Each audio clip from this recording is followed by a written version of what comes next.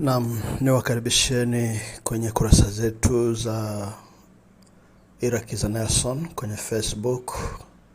Niwaombe muweze kulike, pia mtembelee channel yetu ya YouTube. Jina ni Irakiza Nelson, subscribe kule YouTube ili update zote zitakazopatikana muweze kuzipata kwa muda. Naitwa Freddy.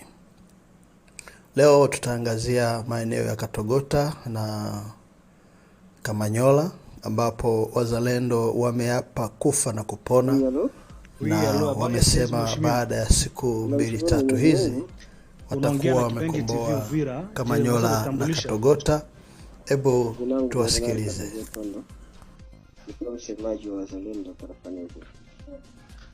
Tutaka kujua habari ya Katogota sasa hivi inaendelea aje na Rubarika, Runingu lakini pia na Kamanyola. Runingu si hapa makao yenyewe nakaliwa na ni katikati ya tarafa la Uvira, hakuna tatizo, hali iko shwari. Ndio. Na Katogota kulikuwa milio ya risasi lakini mambo yamekwisha kwenda vizuri. Ndio. Na huko na kuzungumzia pia hali iko sawa, ni katika maeneo yetu tunadhibiti. Adui alijitahidi kuja kutupiganisha ila tumemrudisha nyuma.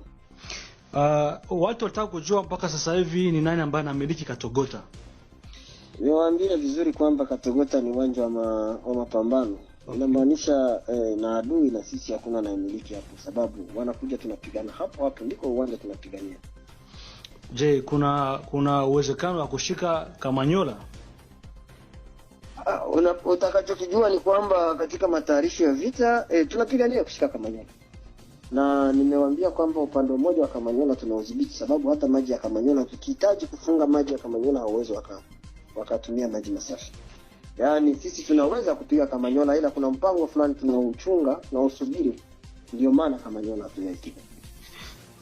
Sasa hivi kunapita wiki moja, kuna mzee ambaye ni mtumishi wa Mungu kutoka pale Sange ambaye alitangaza kujiunga na wazalendo ili mkomboe Kamanyola na Bukavu. Kwa sasa hivi kuna habari ambazo zinazunguka kwamba mheshimiwa Kamama alimshika na kumpiga fimbo, mpaka sasa hivi yuko hospitali. Hizi habari ni za ukweli au ni vipi? Unajua watu wanaongea mengi sana, hizo habari ni za uongo. Unajua kila yeyote anaweza kujitokeza kwa sasa kujiunga na wazalendo, tayari kuwa pamoja naye. Mzee yule amejiunga na wazalendo, ameleta shira zake na amepokelewa vizuri kwenye uwanja wa mapambano huko Luvungi, wamemshiriki na amefanya ibada zake ipasavyo. Aliporudi nyumbani ilibidi wamemuoji na amekubali aliyotokea, ila yuko shwari na yuko nyumbani kwake na anaendelea kazi zake za dini. Yayo mwingine mambo kwamba amepigwa fimbo yuko hospitalini au wanazungumza ni njama za adui, anapenda kuchanganya watu wa Uvira. Lakini mzee yule anaitwa Mzee Magoti, yani mchungaji wa kanisa. Dio. Na katika kanisa lake watu wanaingia hadi sasa wako sawa na yeye mwenyewe yuko sawa. Hata nilipofuata audio zake moja anashuhudia kwamba Jemadari Kamama ni mtu ambaye ni mtu mzuri. Mwenyewe anashuhudia kwamba Jemadari Kamama ni mtu mzuri. Ndio. Hayo mengine ni mambo ya adui, anataka kuingilia na kutaka kuchafua askari jeshi wa wazalendo. Kwa kumalizia basi tuambie neno la mwisho kwa raia ambao wanawategemea wazalendo, lakini kwa raia ambao mpaka sasa hivi inaonekana kuwa na wasiwasi baada ya kuwapatia ahadi nyingi kwamba mtakowakomboa Kamanyola, Nyangezi, Kaziba lakini pia na Bukavu. Acha nikwambie kwamba katika vita kuna strategy za vita. Tumesema tutakomboa Kamanyola lakini tumeanza na Kageregere ambako adui alikuwa ishajipanga vizuri. Ndiyo. Na tumempiga Kageregere tukakomboa Kageregere na miji fulani. Tumemtawanya adui. Na nafasi inayobaki ni kupiga huko Kamanyola.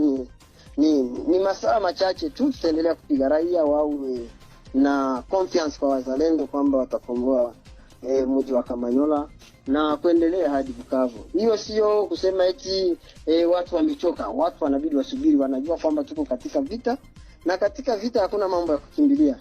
Vita ni kujipanga, vita ni kujilinda.